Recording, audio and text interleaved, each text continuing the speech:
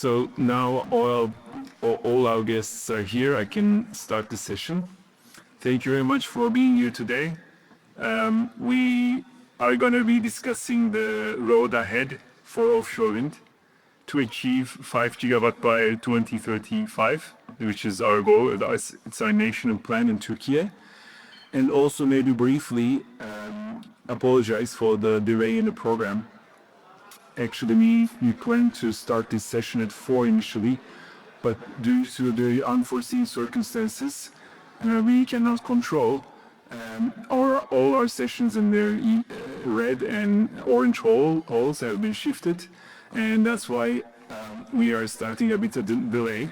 But we are lucky; we don't have another session that waiting after us, so we can go as long as we want to. So from the get-go, I encourage you to ask questions when the time comes, because I have really esteemed guests here. We cannot really easily bring them together in another time, so this is a very good opportunity to ask them and engage with them. This is so to start with, I want to provide a brief history of what we did in Turkey for offshore wind. That has started in 2018. Our first offshore wind auction call, which is like around 1.2 gigawatt installed power, and we couldn't attract any investors, any bidders to our auction.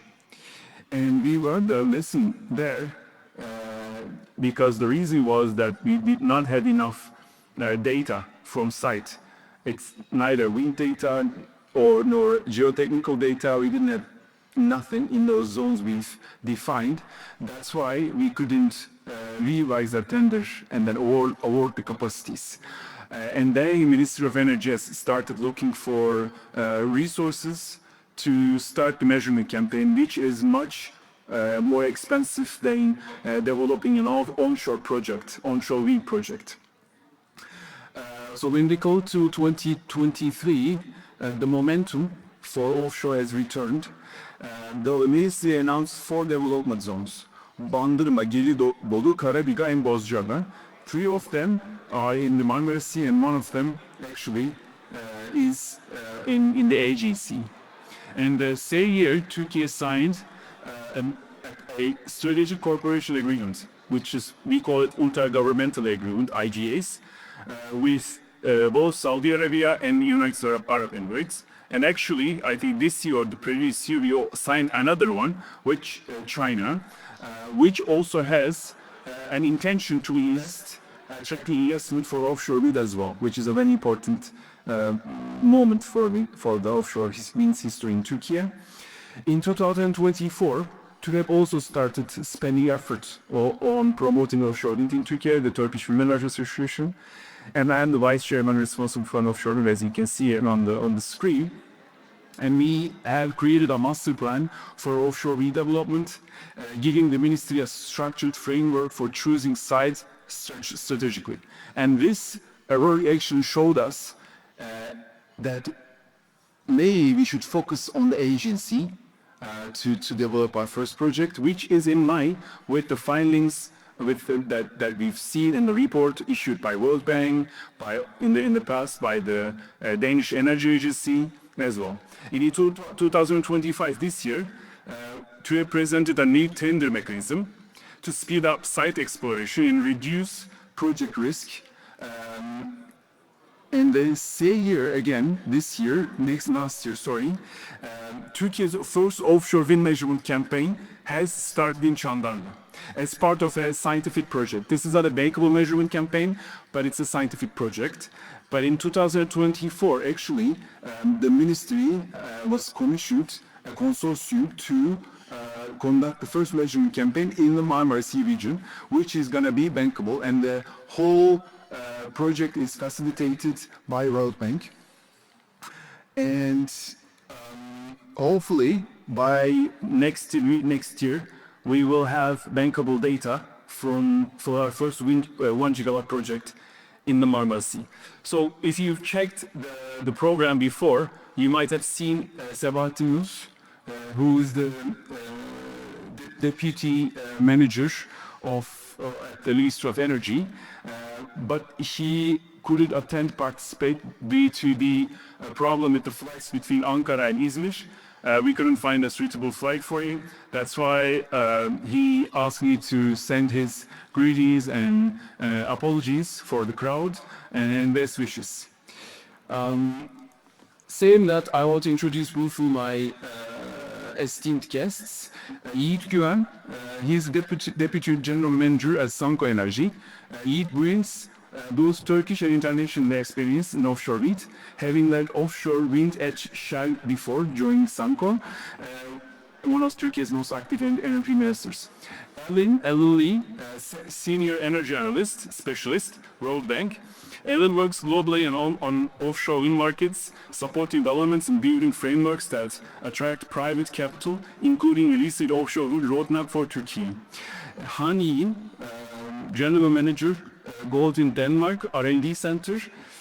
Han leads Goldbridge's international offshore solutions with a focus on adapting turbines for low wind speeds, seismic risks, and nearshore projects, challenges directly relevant for Turkey. Bart Freelance, Head of Commercial Offshore Wind, Yan Lenu. Bart represents one of the world's leading offshore construction company with hands-on experience delivering complex projects under tight supply chain and environmental constraints. Together, these voices cover the full offshore wind value chain, in my opinion. And the session will run three rounds, and then you have a Q&A session. So I will start with Yiğit Bey. Yiğit Bey, thank you again for coming, for being here with us. And the first question is, what would make Turkey's first offshore wind auction truly attractive? What are the non-negotiables in terms of revenue model, risk sharing, or policy? Yeah, thank you, Fupe. First of all, it's such a pleasure to be here. Good afternoon, all. At Sanko Energy, we have invested significantly in all verticals of offshore renewables, from geothermal, wind, solar, hydro, and I think offshore is a natural extension for us. But for us to invest into offshore in Turkey, I think what we need to know is the geotechnical aspects of the regions that are in scope, the wind measurables, the grid connection, and then this project becomes bankable, that we can also partner with some international players and bundle them to invest in Turkey for a good offshore wind project to kick off. And the mistakes of Europe recently, or maybe worldwide, is a good learning opportunity for Turkey not to repeat the mistake of 2018 either. In that regard, if you look what has happened in Europe, there was some appetite for negative bidding and stuff like that, which resulted in zero bids recently. Hence, Turkey should be pragmatic, Turkey should be simple, but Turkey should be quite investor-friendly in terms of bringing all angles to an acceptable state so that the developer knows what they're stepping into. And again, to repeat, it is with the geotechnical conditions, with loan measures, and a reliable subsidy scheme, probably with triple-digit figures, for it to be a success. So triple digits, meaning more than $100 per megawatt hour. Must be realistic. The current circumstances, be it locally, geopolitically, and in macroeconomic terms, I doubt any number lower than 100 would fly. And I'm talking 100 plus, and I will put a cap to the plus. Peki Yiğit Bey, how can we convince the Ministry of Energy to choose a more expensive resource than cheaper ones like onshore solar? So what do you think offshore wind can bring to the table? First of all, I need to justify what I will say with the wind measurables, but often what offshore wind brings is base load type of profile compared to onshore. The capacity factors are higher. load ratio off-floaters hovering around 50% capacity factor, probably for the West in Turkey. Where if the location, if the very speed is just, then I think it will be a real nice add-in in terms of renewables. And the location is quite close to the demand. So the Marmara region, Asian region is quite close to the demand, and I think it will create another advantage to have big scale, gigawatt scale, renewable generation close to the demand. Okay, thank you very much.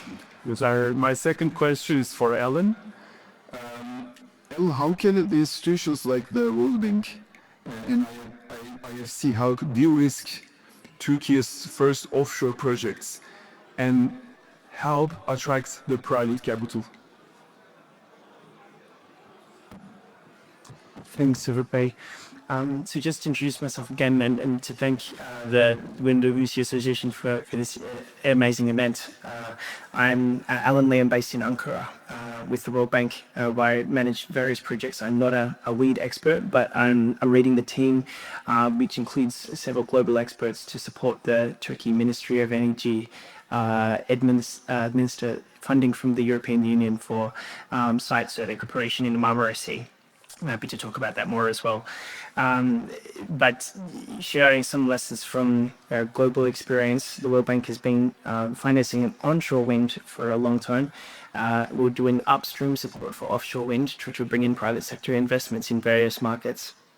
And that includes a collaboration between the World Bank and the International Finance Corporation, or IFC, which is the private sector arm of the World Bank Group. And their office is based here in Istanbul.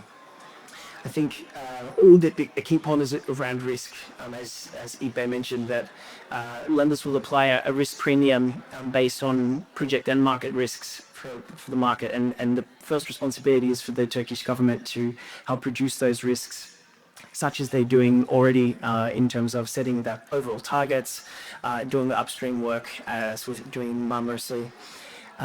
There's always going to be risk remaining, and that's where some of the support mechanisms that the government also has in place are in the right direction, such as the floor price and ceiling price of support, currently $77 per megawatt hour for 10 years, and the incentive for local manufacturing, which I believe is about $20 per megawatt hour at the moment. There's important role for concessional financing, and I know I was interested in the previous session. We heard about some of those issues with the focus on onshoring, and they applied. There were extra risks of offshore wind as well, and justification for bringing in low-cost capital to support, especially the first projects and the public side aspects of projects, such as the transmission connections, and there's important role for the transmission operators, in Turkey's case TEAŞ, to take ownership of that planning. And the other aspect that will help to unlock financing is to ensure transparency around compliance with environmental and social standards. We know that offshore wind faces additional complexity of geotechnical, but also the fisheries, marine biodiversity, etc. So the Turkish government has a legal framework in place. International lenders will also look to meet international standards on those issues too. I think one of the points around financing would also be the currency of PPAs, US dollars or euro, is essential from the market analysis, and the length of the tenor should should match ideally more than 15 years. Just out of curiosity, the position of IFC, the World Bank, for the local content requirements in offshoring specifically? I'm going to answer that in a general way, which is to say that we understand very well from the diverse markets that we operate in that local content requirements are important for our client country governments. There's also many ways that they can be implemented, and there's lessons to be learned from all markets, including for Turkey. European markets have different ways to try to balance both competitiveness while ensuring that there are still some incentives for there. So I know that this topic is under constant review in Turkey. I won't comment on details, but it's an area that World Bank's very happy to share lessons from our experience in other countries as well. Tico, Mr. Sting. So, hi. My question is for you. So you've been active. Golden is active in many markets, although China is your main market. How do you adopt the turbine product strategies for conditions in different regions, especially like a country for Turkey, who have a very low wind speed and high turbulence conditions? First of all, I'd like to take the chance to introduce a bit by myself, a little bit for myself. I'm the general manager global in Denmark, and we've been located, operating in Denmark for around 9 years now. So our key focus, my team is really focused on the turbine development and the technology innovations. And at the same time now, together with a group strategy of extending our business outside China and especially in the offshore sector, we also act as the optimized solution team to provide most optimized and tech solution to different projects. And in general, as we've mentioned, the government has many years of experience in offshore sector already. Started more than back from 2007, where our first offshore turbine was installed and launched in northern part of China, and then all the way and following our general market strategy, continuously increase our turbine coverage to be suitable more for different areas from north all the way down to the south. And even with some very extreme wind conditions like typhoon cases in China.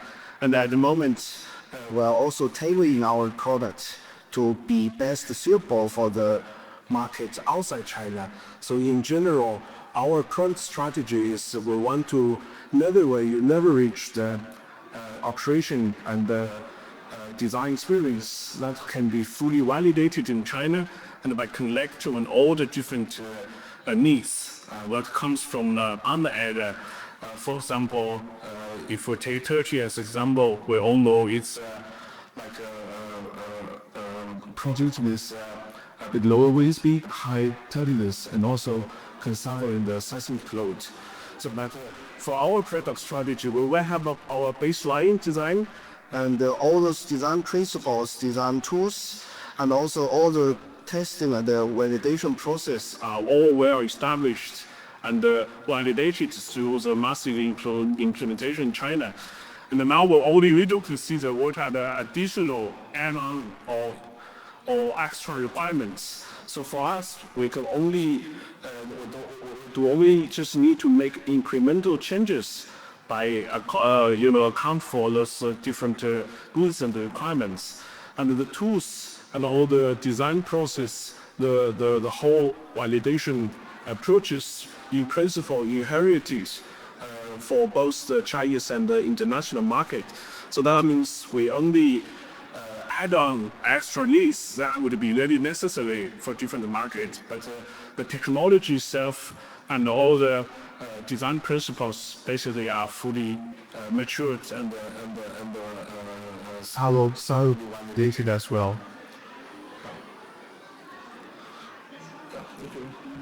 the sorry for your errors. Thank you for your patience. The last one, the first round.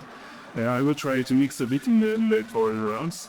So for non-respective, what are the most urgent infrastructure and supply chain Lessons Turkey should prioritize to be ready for the first offshore projects? First and foremost, when you're coming last in the line, sometimes you repeat some things that have already been said that are tried to exit. And by this also thank you for the invitation. For God, it's appreciated. Supply chain wise, I would come to that. I have four points which I want to highlight, but the first one is not really related to the supply chain, but comes back to to what was already said by my esteemed colleague in the first question. Turkey needs to have a plan. Not only a plan, it needs a plan, and they have to stick to it. That's it. That's the most important thing, and I'll come back to it later. But we've seen so many examples where countries have announced big plans, auction rounds, whatever, and then start swinging it around. My own country, I'm from Belgium originally, just recently had it as an example where there was an announcement for an auction round, which was postponed by 1 year. You don't want to know which way that business has created due to political reasons, but have a plan and stay to it. And the plan, my colleague referred to the price, triple digits preferably. I would disagree a little bit. The higher 2 digits I think would be more realistic, but okay. But the second part of that is not implement too many hurdles that would get a distraction on what it's really about. What I mean by that, again, I'll use Belgium as an example, that there is a requirement for citizen participation, which has now in the next re-auctions round will be taken away from the scheme because it created so much turmoil where investors really don't see it feasible of having part of what is their project being taken away. So that's first, nothing much to do with supply chain, but okay, I want to get that out there because that's important, I think, from a general point of view. From logistical point of view, boats need to be ready. Boats need to be ready to welcome vessels that are getting bigger and bigger. And we all see the turbines rolling, you see the foundations getting heavier. The vessels need to be bigger. The investments that we need to make at the moment as a TNI contractor are tremendous. With the socioeconomic situation that we are in the world, the price for a new-built vessel has almost doubled compared to 5 years ago. That's tremendous. That's a big investment for us to take. And having these vessels in the market is one thing, but you need to be able to welcome them in if you want to have a local presence and supply chain in place. So ports is the focus point that's necessary. Grid connection was already mentioned. Grid connection needs to be ready, specifically when we are talking from a TNI perspective. When it comes down to the cable business part, export cables need to get to land. Yeah, not much worse of getting export cables to land when the grid is not ready to take it. Belgium again an example. Germany is an example. Everybody thinks Germany is a beautiful front runner in offshore wind, and that's all true. But when they would be importing all the offshore wind energy that they are planning, then their grid is even not ready at this moment. So grid connection, the second, and the last point I want to highlight is from a supply chain point of view, you should not try to reinvent the hot water.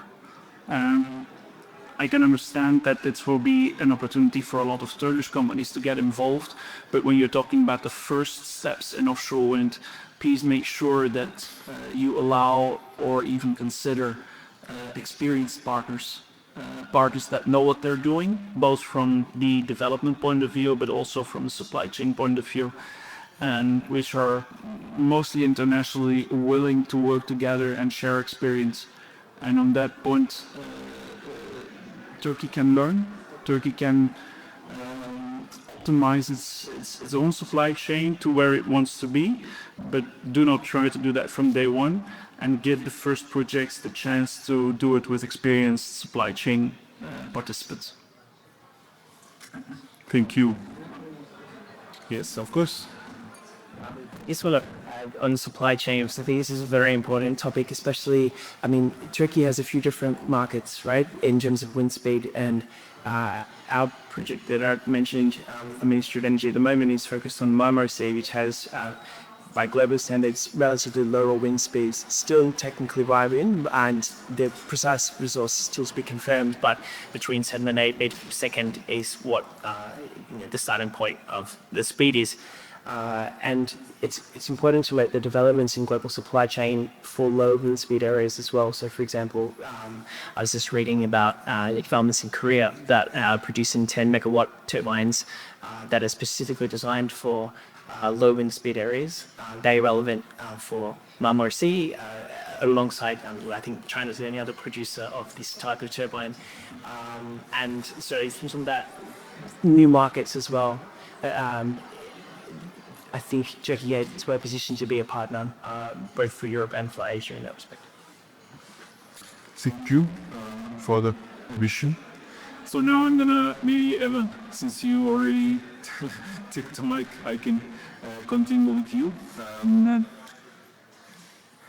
The second round, I wanna ask about a bankable project. What is a bankable project, offshore project? How it is look like for you? For what?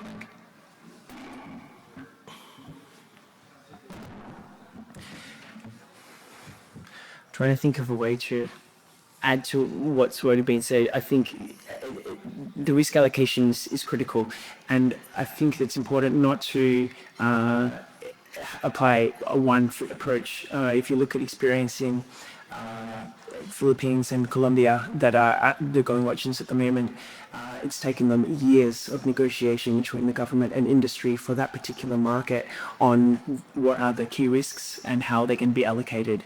So it's not going to be correct the first time. Turkey's already learning that has already learned that experience, and it's important to have that dialogue with industry in order to prepare for an auction that is transparent and well designed. There's obviously many factors within that, but I think the importance of dialogue and tailoring to the local circumstances is an overriding principle. Okay, thank you. Eastbay.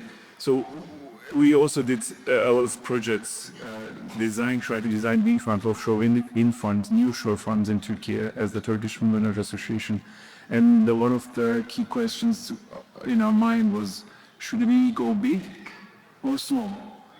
Does it should be 1 gigawatt or 200 megawatts? Which that should Turkey take? What do you think? Well, again, there are some learnings from the previous attempts of piloting, and the reason was mainly for floating offshore wind. Majority of the pilots did not go ahead, especially in France. And when you look to the pilots, what they require, we want to be bankable with quite some millions of dollars.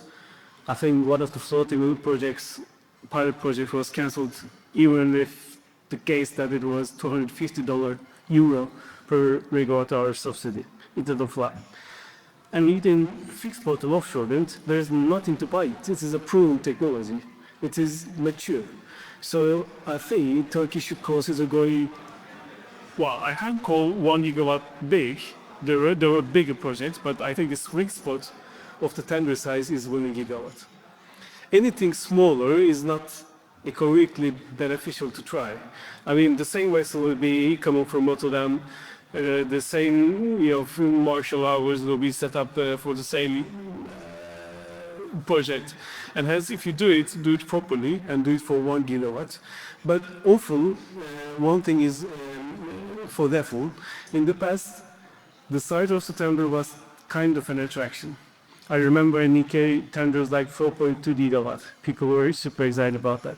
So did we. We were the first ones that failed. So you should look for the sweet spot, and I think 1 gigawatt is not a bad number. So I want to connect this with my question to Bart, if I may. So although it is in favor of going large for Turkey, 1 gigawatt, I still hear some companies pursuing 200 megawatt, 300 megawatt projects. Even Ministry of Energy is also thinking about should we divide it or not? So there is a bottleneck. At least there was a bottleneck a year ago in the supply chain, especially like finding those vessels, bringing them for installation. I want to ask you that, but before, would you be bringing a vessel for just 200 megawatts to Turkey for installation? Well, it's got to be feasible. That depends. Let me put it this way: if it would be for a 200 megawatt project of 1 megawatt turbines, yes. Do you sell 1 megawatt turbines, honey? I don't think so. Offshore. No, I do. So is that They might have a surplus lying around somewhere, but and it's all about occupation. For us as an installation contractor, we need certainty in respect of the outlook of our assets, and we calculate on the basis of a certain occupation per year. That is a minor business case, and bringing a vessel for a 400 megawatt project and assuming now a 15 megawatt turbine, that would be a relatively short campaign for us.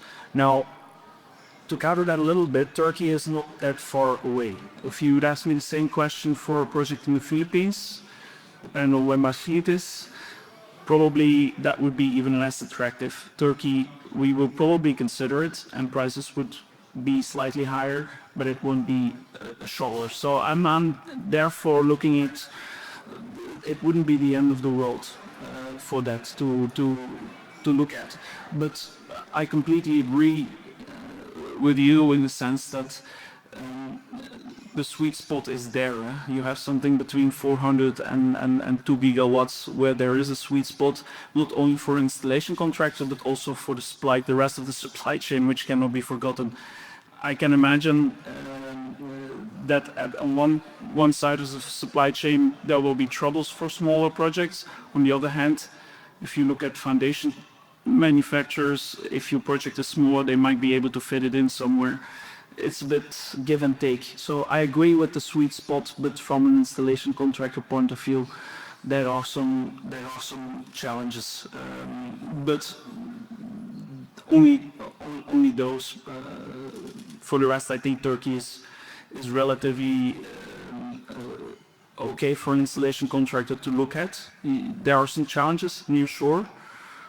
Okay, it's been done before. We are capable of doing it as long as we're talking about 5 to 6 meter water depth. And I think near shore, how you define it is still a little bit more than that. But as from that it's okay. Seismic risk. My colleague here has been talking about the turbine specs for designing seismic. Well, we have to install them preferably with a jackup vessel. These are prone to seismic risks as well, but it's been done before. It's been done in the APAC region and it's been done successfully.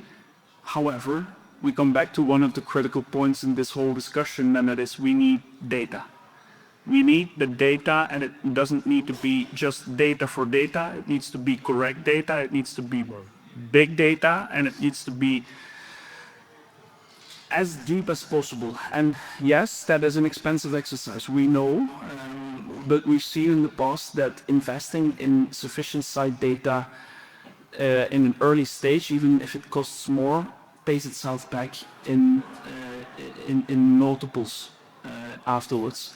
So even with the seismic, it's the same thing. We can do assessments which can mitigate the risk and which can convince us, even in highly seismic specific regions, to use our jackup vessels and not endanger our people, because that's the most important thing. Let's be sure. We're talking about business and money, but in this business, the most important thing is safety and people. As it comes to the second point, clients on the face. Sorry for that, but that's the way it is. We will not ever check up in a location where we believe there is a seismic risk which endanger our people unless we've completely investigated it. And in order to be completely investigating something, you need complete data. So again, a reason. If we don't have it, we don't do it. And you can ask us. Some of our competitors might consider it. We will not. That's the second challenge, I think, and the third challenge in Turkey is okay. We're having some allocations. Well, where is it going to be? Again, related to data. Don't make this mistake France made by picking the most exotic locations offshore, where the government didn't know really where to put it, and they went for a global round of feedback. And of course, when you go ask fishermen, they will point out the location where they whip their nets. Hence, us being in problems with jack-up vessels not being able to stand on rocky soil, etc., etc. So there are some challenges, but it all comes down to having sufficient information before you start auctioning off rounds. That's key. Thank you. So I'm gonna still keep on talking on the seismic zones. So in Turkey, where we have many challenges, but the most two important two challenges I see is first, the ground is active, it's moving all the time, and plus, unlike the North Sea projects, we have high turbulence intensity because the winds are coming from the shore, from the wind is affected by the roughness on all the elements that we see on land, and that's why we have high turbulence intensity.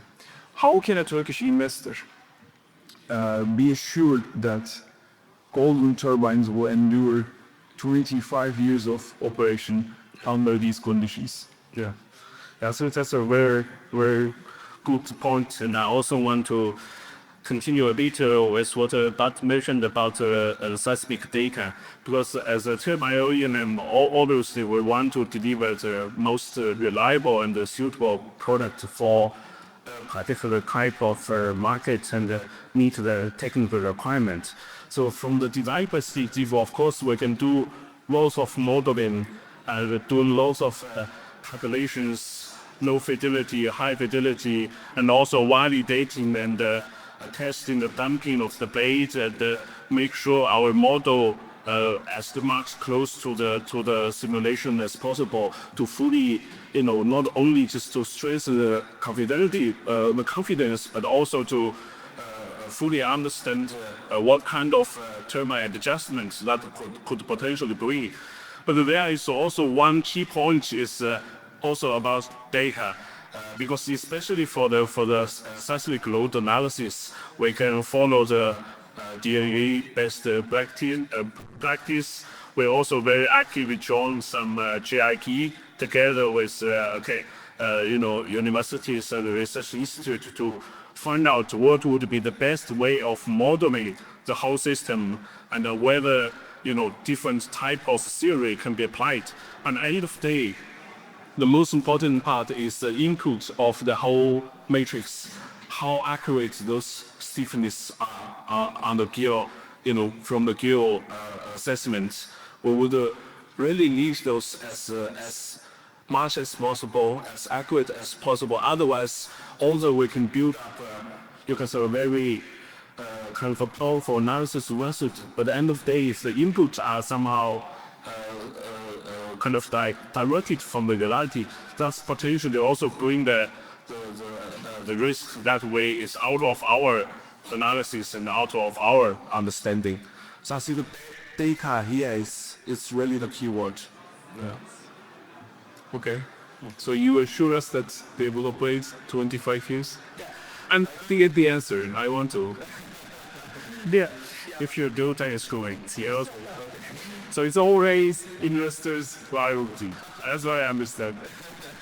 Yeah, so from our product reliability and point of view, I think the key was also here is modular design and also testing and validation. Because as a turbine OEM, honestly, when we do our product planning or technology roadmap, we cannot focus only one particular type of market. We should think about, in the Philippines, it's low speed, high frequency with typhoon. In Turkey, it's low speed, high ambulance. In Europe, it's low lifetime, higher VUS speed. So for us, it's really a challenge on one hand. On the other hand, it's also a big issue of the engineer work to how to categorize those markets and transfer into one's technical languages, and then bring those inputs as different clusters and give inputs to our turbine design, which means our design can be fully modularized and flexible to be combined in different ways to meet a different market. Because obviously we cannot develop the one particular turbine for one particular site. So how to properly modelize those and how to fully test and validate those components from the material point of view, from the subsystem point of view, from the whole integrated point of view. I think that's really golden as a turbine OEM have put lots of R&D effort on. Okay, thank you. Aaron, I want to know if you would like to share us about like the conclusions you've made in the roadmap that you've just released last year. And I know that you have a presentation, right? Maybe you can ask the technical. Sure. If that's helpful, I add 2 slides. Technical son ist running aus der Nussen.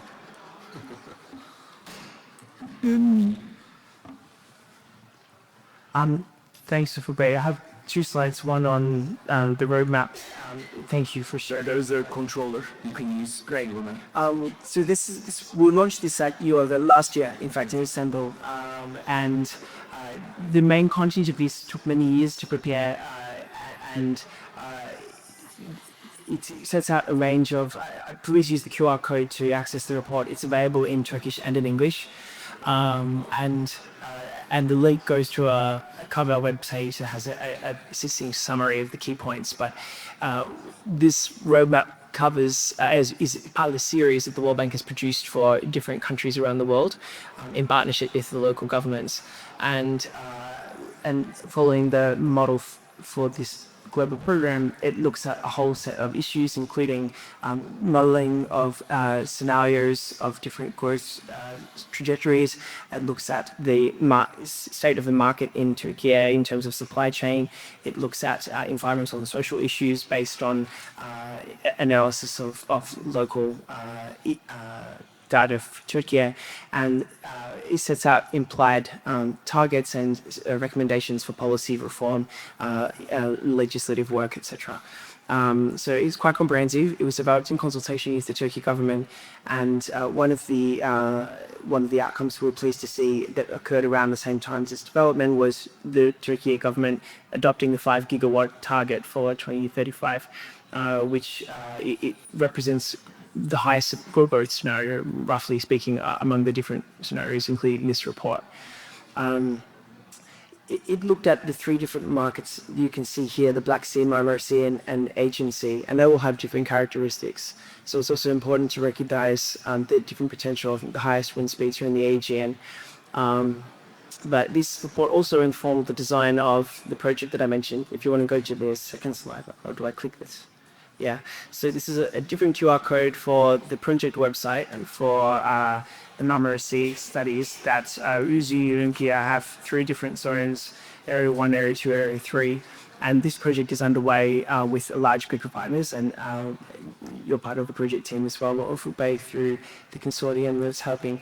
I want to mention, just while we're talking about this project, in terms of data, that's exactly what this project is intended to elicit. So we already have underway wood resource measurement campaigns began in March this year. We'll go over 12 months with floating radar and met masts onshore, and will be complemented by geotechnical survey that will be the ministry will be launching the tendering for that geotechnical survey later this year, hopefully soon. The technical specifications are currently under development.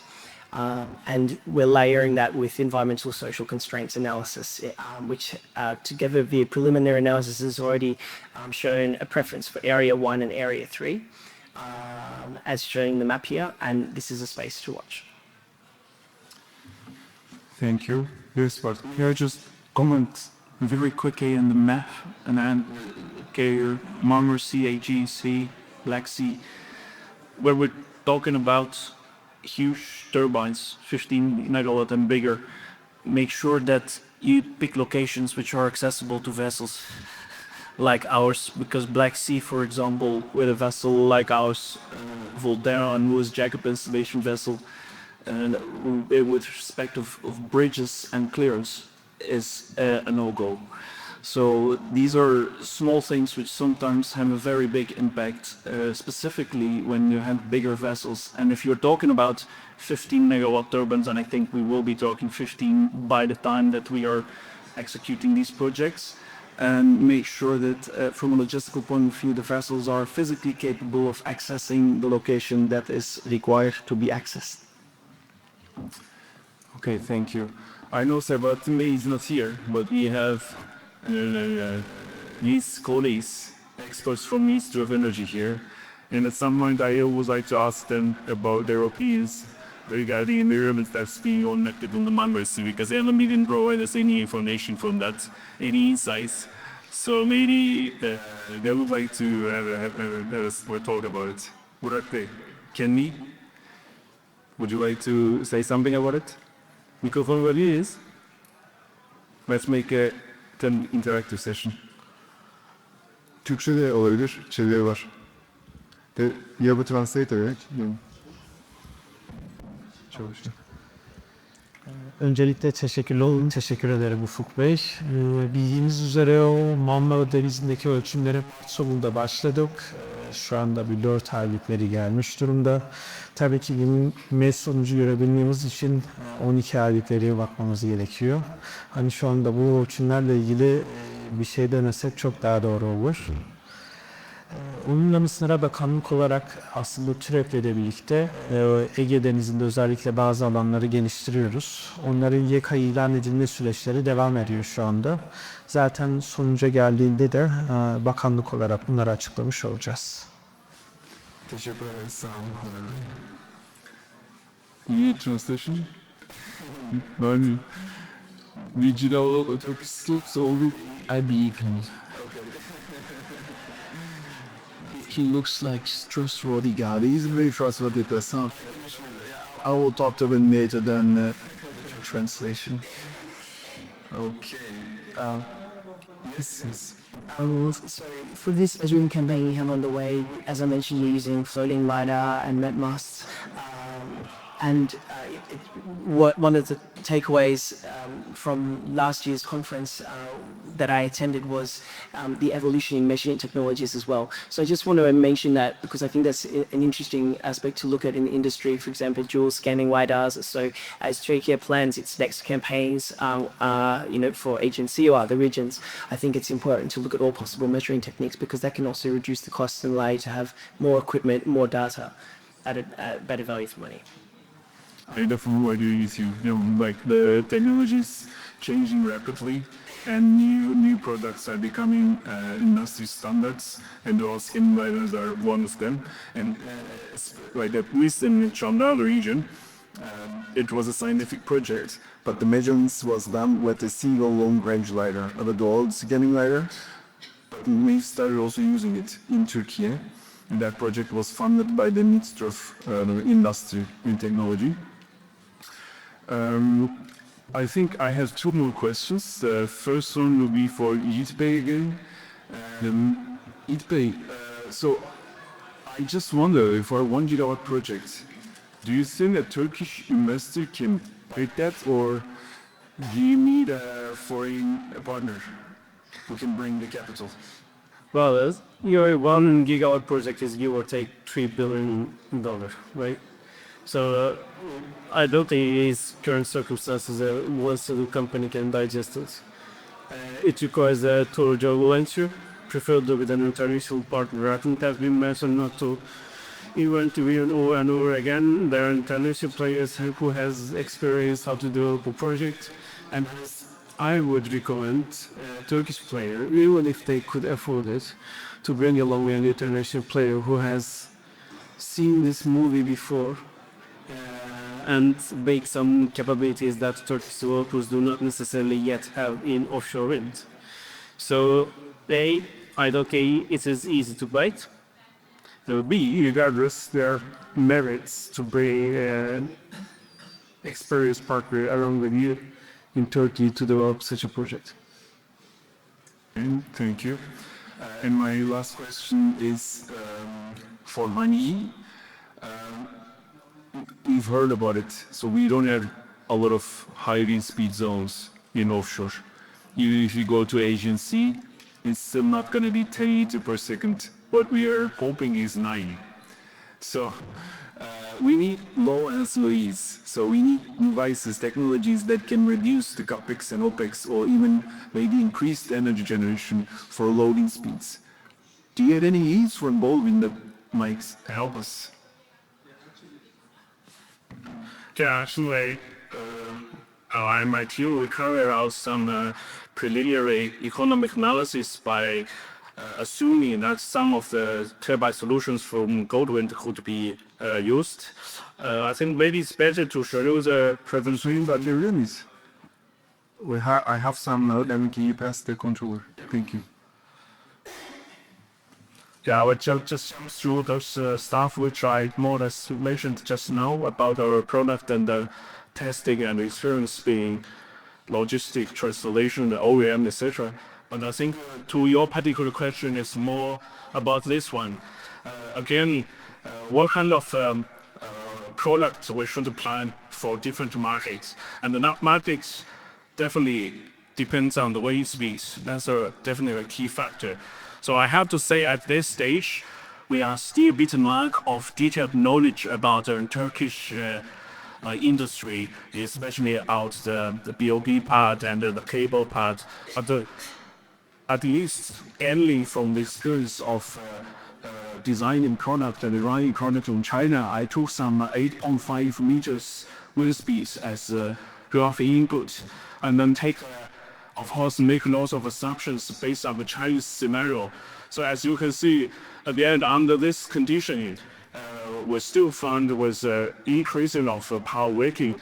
As you can see, the capex and the LCOE both decreased. And that is based on the same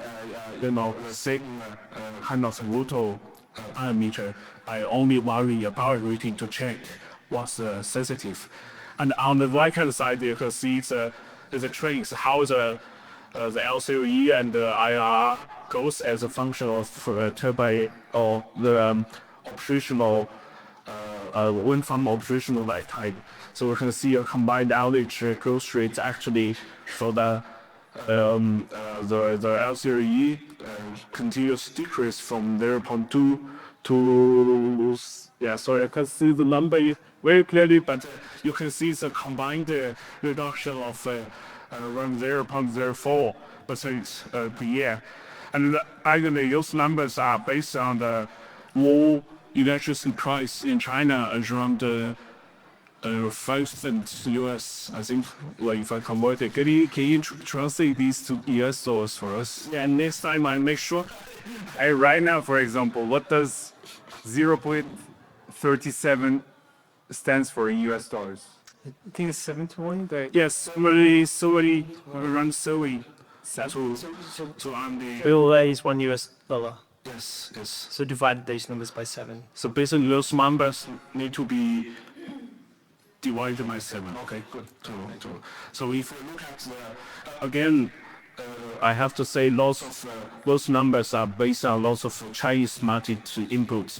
So it could be changed definitely according to the Turkish division. So that's one kind of sensitivity analysis when we do start thinking would be the right product for Turkish project. And on the other hand, of course, it's also how much the rotor size. So based on the same kind of power weighting, then again we tweak the rotor size in different way. And as you can see, we all know now most of OEMs are continuously increasing goes bigger and bigger and larger. Obviously, there are some theoretical benefits for sure, although we can see due to lots of limitations, the actual full load hour or the power production come to flattened to some extent when the rotor diameter goes above certain level there, because due to the manufacturability, availability of testing and the shortage of materials, etc. And on the other hand, whether it's really the bigger the better, I think we now also start thinking in one main it continuously increase the local size. There should be a sweet point in a good combination with a power rating. But rather than keep increase the local size, we tend to make the product more reliable and produce more power production by have a stronger grid that supports the high production strategy. So as you can see on the bottom, there are also things we can optimize from the blade profile, the design perspective, and the thickness, the port length, and also the stiffness of the structure and the different materials, etc.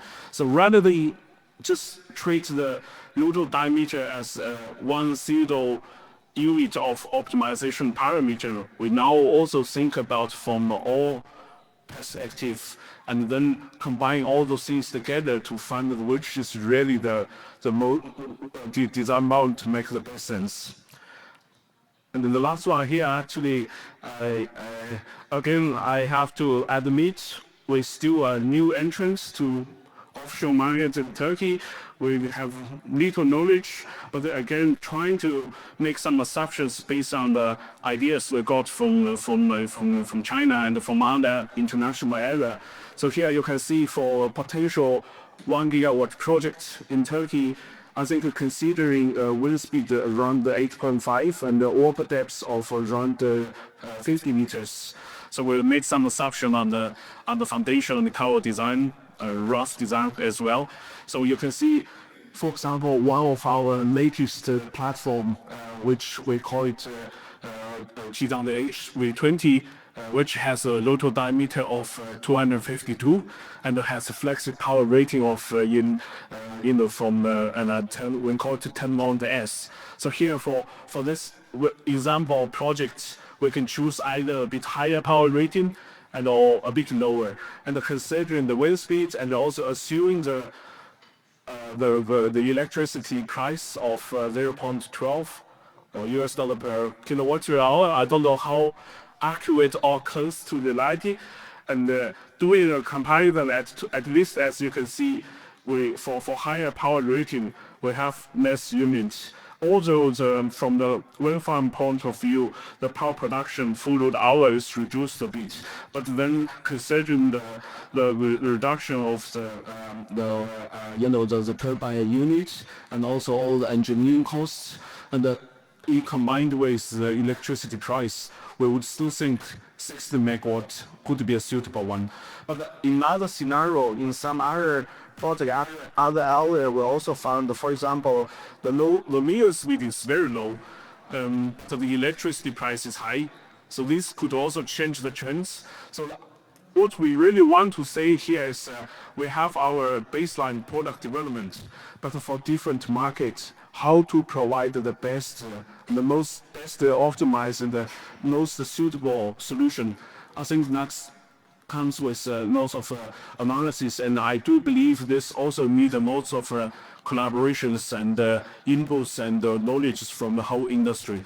I don't think this OEM or OE can really bring the whole benefits. There are lots of balance and trade-off that we need to make together. Yeah, thank you. Okay, thank you. All, like we have 3 minutes left according to the time clock that I see there. But yes, boss. May I have just a final? Of course. So, ideas. But we will have a Q&A, so it's not the end. I know. I already have some questions. No, it's a general remark I want to make before, and I'll try to keep it short. Although I would like to name the elephant in the room, okay? Because the title of the panel was 5 gigawatts by 2035. Well, I don't know if that is so realistic. Looking at what Europe has been experiencing on average, if you take an average duration, you can look at start from the surveys and whatever you need to do to start a project off to the start of the construction takes an average 6 to 7 years. If you look at a emerging country which recently has made a good progress, say Taiwan, they reached 5 gigawatts now, but they started in 2019. that is 6 years. So add up 6 plus 6, you're already at 12. 25 plus 10. How realistic is it? And I want to make the little bridge to the installation supply chain. And that is, if you want, and that bottleneck in installation vessels will remain for the foreseeable future, that we are quite convinced of. If you want to make sure that you have sufficient attention for your market, make sure that your timeline is credible, that the plan is there and that it's stuck to, because if we need to choose, and I can say that any of my competitors or other players in the supply chain comes to the same conclusion, between having the chance to sign a contract for a certain period in a country where we are certain that things will happen, then we will prefer that above any other emerging country. And I might have downed the atmosphere by this, but now I sit in the room and it's not the ending I was planning. But the good news is, if you do, there will be upsides to it. So that's the positive note. Yes, but also like all these negative trends in Europe, in the West, in the US, could be an advantage for us because there is money who wants to invest in the offshore wind, and if we can create a solid pipeline, and we might attract that. Yes, but there's also one test I'm sure is less severe than it was 2 years ago, because especially Israel has to be The installation vessel wise, that is limited. The impact is limited, less than 5%. So that is overestimated in the market. But I think you gave the great example. There was a big hype on US. There was big projects coming. There were auctions coming. But now it's been clear there is no certainty in the US anymore, and money is gone. And that might be to your advantage, but make sure that you don't make the same mistake, because the money that has gone in the US will not go back easy. I can tell you that whatever happens, whoever was going to be the next president or whoever's going to be in charge of the Senate or the Congress, Ørsted is relatively scared of the US at the moment. So that will not easily go back. Yeah, I'm sure not only Ørsted. No, but it's the latest example I know last week. Yeah. Thank you. So if any of our listeners, audience have questions, I'm happy to pass the microphone. Do we have any questions? Anyone? Say that on good. This is the sense. How I mean, because we know the territory and the Myanmar and the United or the Bosphorus only is Eastern Sea. We have very downscale and upscale of the sea in terms of the width and also the sea depth, and as also the some certain areas that would be traveled for the vessel limit, as Bart told. So I wondered how big is the ships he's talking about, and how big will, for example, the turbines the Goldwind is planning to provide, etc. What will be But maybe I can also add to that. And you are not a person who is not familiar with Turkey, at least the Anadolu is very familiar. They're doing a lot of projects. Have you ever looked into the bridge that we've built in the Çanakkale? Do you think your vessels can pass that? Yes and no. The height is 318. In normal circumstances, yeah. Our biggest vessel in height wise is our jack-up installation vessel, which you can imagine the biggest issue is that the legs that you to be able to jack up are, when you're sailing, are completely retracted, so they're sticking up. The height of the legs is around 125 meters in jacked position. So there are some backsea is a problem.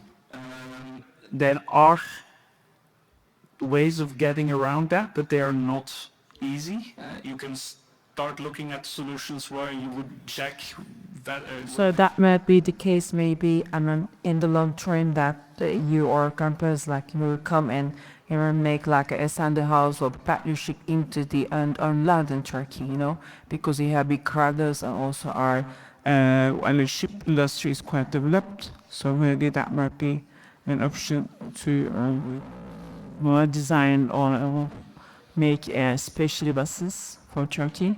Be the case. It could be, but still these vessels are not run-of-the-mill container vessel. They are expensive, and I think the last market that tried to build a market-specific vessel was the U.S. and Charidis is now hitting. It's in the water. It's been tested, but the budget was 500 or 600 million, and they're pushing 1 billion at the moment. So designing for one country, specific vessel, yeah, building this too expensive. It's too expensive. It's just not workable. So the vessels are there, use them, but make sure that they are that they can access. Or then, yeah, we have to think about inventive ways of getting around the hurdles. But at this point, that's the last resort. The Chinako Bridge is how high? 70? 70. Yeah. 70 meters. It needs to crawl on the jacks. We looked at lowering the legs while sailing, but that's engineering-wise. Our captain was not really happy about even floating the idea. Well, if you know, he was not a bum. If you know how we conquered Istanbul. I'm not going to comment on that. Teşekkür ederiz. Burada bir sorumuz daha var. Olcay tabii. And there was some mention about floating structures, foundations, floating foundations. Is there any, let's say, hope in that? When do you see this coming true, or is it going to be the next hydrogen thing that we will all talk about and keep talking about? I think Mr. Han, you will be the first person, Mr. Participants, but it's free. And then for Turkey, I think they're talking about jacket structure, right? The foundations. Or is there a monopile that will fit into 50 meters? Most taking. So, yes, that's for you. Yeah, first of all, about the floating, basically, actually next week we're going to install our 16 megawatt floating turbine in China. So that's prototype floating with a semi-sub steel structure. But to my understanding, that offshore project is more again for technology maturity and gaining more insight about the dynamics and the modeling, etc. If we talk about things a bit more from the commercial side, I mean, as far as I can see, potentially the future is still in Europe. That the market will come earlier, not only because the maturity of the market, but also more importantly about the water depths. Because as you may know, in China, even if the distance is 100 kilometers away from shore, it's still around 50 and 60. There's still lots of research work about deep water jacket or deep water foundation or monopile, etc. But on the other hand, for here in Europe, then when the water depth really goes above 80 or even around 100, some projects we are seeing now, that's just not just simply a matter of cost, but more about the technical feasibility. But again, if we talk about floating, then the price is a key factor. There are so many different types of technologies now, and what are the best one, and what suits what kind of concept suits what kind of scenario. I think that's another big area that need to be explored.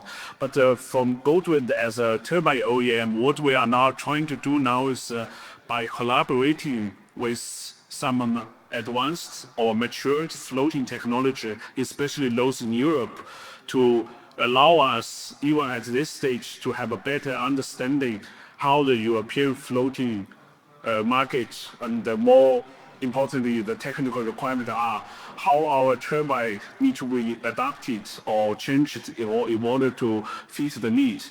And on the other hand, another key principle we have now is we want to work with floating company very closely. What I mean closely is to a most possible integrated way. For example, my cover can be a bit heavier, but as long as for that kind of projects, the floater to save a loss. And to me, end of the day, is still a good solution to a customer.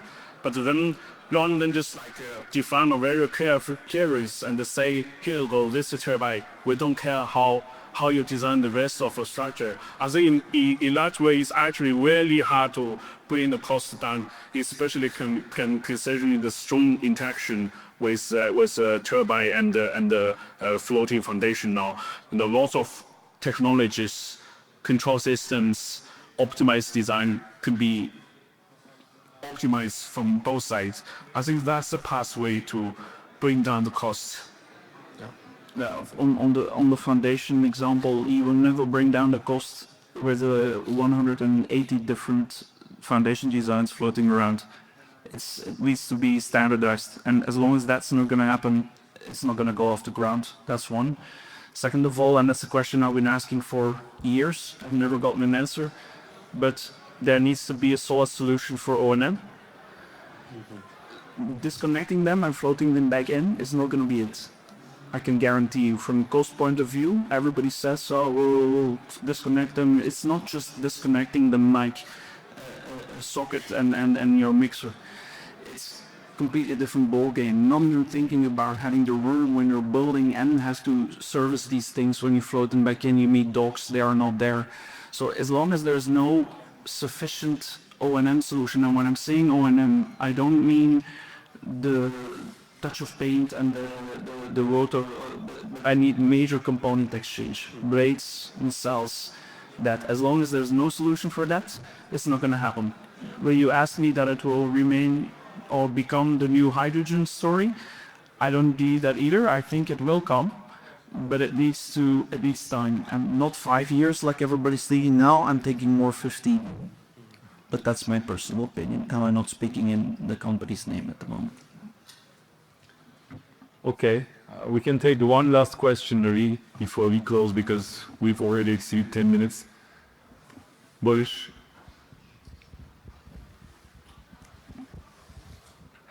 Thank you, everybody, for coming and enlightening us. I want to write an introduction for a session we attended before this session.